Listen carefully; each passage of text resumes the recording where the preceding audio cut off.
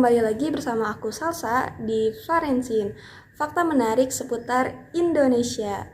Nah, kali ini aku bakal bahas yang berkaitan dengan keadaan ekonomi Indonesia, yaitu kemiskinan.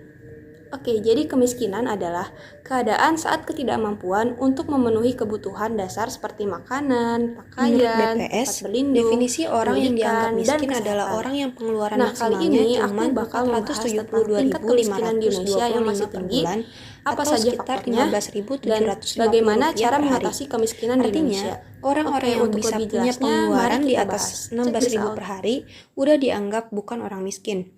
Katakanlah yang pengeluaran per harinya 20.000 atau 25.000 rupiah. Itu tuh di kategori ini bukan orang miskin. Padahal secara nalar, kalau pengeluarannya cuma 20.000 dan cuma cukup untuk makan, kalau sakit gimana? Tempat tinggal dan bajunya gimana? Makanya kita nggak bisa lihat definisi kemiskinan dari data BPJS aja. Kalau misalnya kita pakai standar definisi internasional tentang kemiskinan, pengeluaran perharinya mencapai 2 dolar atau sekitar 30.000 rupiah per hari. Kalau kita pakai definisi itu, jumlah orang miskin di Indonesia meningkat drastis, yaitu sebesar 40%. Kurang lebih hampir setengah penduduk Indonesia adalah orang miskin. Nah, kenapa sih tingkat kemiskinan di Indonesia masih tinggi? Yang pertama, tingkat pendidikannya yang rendah dan sulitnya akses terhadap pendidikan yang berkualitas. Hal itu dapat menyebabkan upah para pekerja rendah karena tidak sesuai dengan yang diharapkan oleh perusahaan setempat. Karena sekarang, lapangan pekerjaan yang ada di masyarakat lebih dominan mencari tenaga kerja yang memiliki standar pendidikan yang tinggi.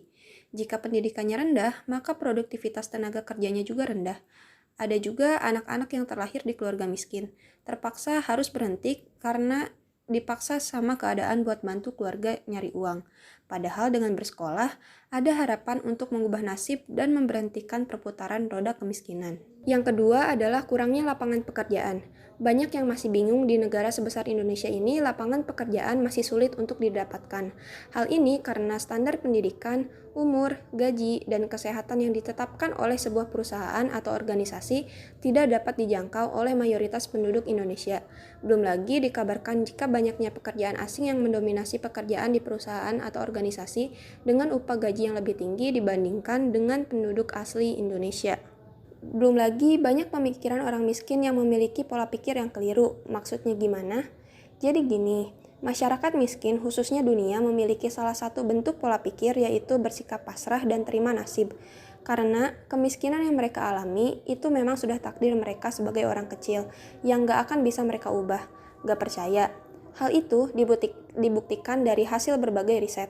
Hampir semua masyarakat di daerah yang mereka teliti punya culture buat nerimo dan pasrah. Jadi, cukup jarang yang beneran termotivasi buat mengubah nasib mereka jadi lebih baik. Tapi sebetulnya akar masalah ini dibentuk dari proses tumbuh kembang seseorang sejak kecil, di mana anak-anak yang miskin tanpa sadar, mereka tuh ngerasa kalau kondisi kehidupan yang terjadi di sekitar mereka adalah sebuah bentuk hal yang wajar dan lumrah, dan udah jadi jalan hidup mereka. Terus, penyebab kemiskinan juga dapat terjadi karena kondisi alamiah dan ekonomi. Kemiskinan alamiah dan ekonomi timbul akibat keterbatasan sumber daya alam, manusia, dan sumber daya lain sehingga peluang produksi relatif kecil dan tidak dapat berperan dalam pembangunan. Kemiskinan struktural dan sosial disebabkan hasil pembangunan yang belum merata, tatanan kelembagaan, dan kebijakan dalam pembangunan. Terus, gimana dong cara mengatasi kemiskinan di Indonesia? Yang pertama adalah mengubah pola pikir, khususnya pola pikir yang bersikap pasrah dan menerima nasib, sehingga tidak termotivasi untuk mengubah nasib menjadi lebih baik lagi. Yang kedua adalah perlunya peran aktif pemerintah yang bersih dan juga perencanaan terstruktur dan bertahap, kayak akses pendidikan berkualitas yang merata, pelatihan dan pemberdayaan masyarakat daerah, juga berbagai kebijakan yang meringankan beban ekonomi mereka yang masih dalam kondisi miskin, supaya bisa meraih kesempatan lebih baik dalam mengubah nasib. Yang ketiga, ada program-program pembangunan khususnya di pedesaan perlu ditingkatkan dan diawasi secara berkelanjutan untuk mengurangi ruang ketimpangan. Keberhasilan pengelolaan dana desa secara tidak langsung memberikan dampak terhadap perekonomian masyarakat di wilayahnya. Kesempatan kerja menjadi terbuka dengan adanya peluang modal usaha maupun kebutuhan akan tenaga kerja dalam melaksanakan pembangunan desa. Setelah itu terpenuhi, bukan tidak mungkin kemiskinan dan ketimpangan di wilayah pedesaan akan semakin surut.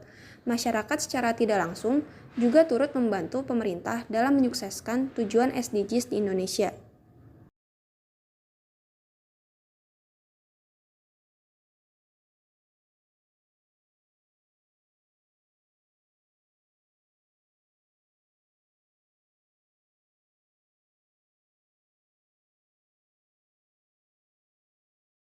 Oke, sekian Farensin dari aku. Semoga apa yang aku sampaikan tadi dapat bermanfaat. Oke, terima kasih. Sampai jumpa.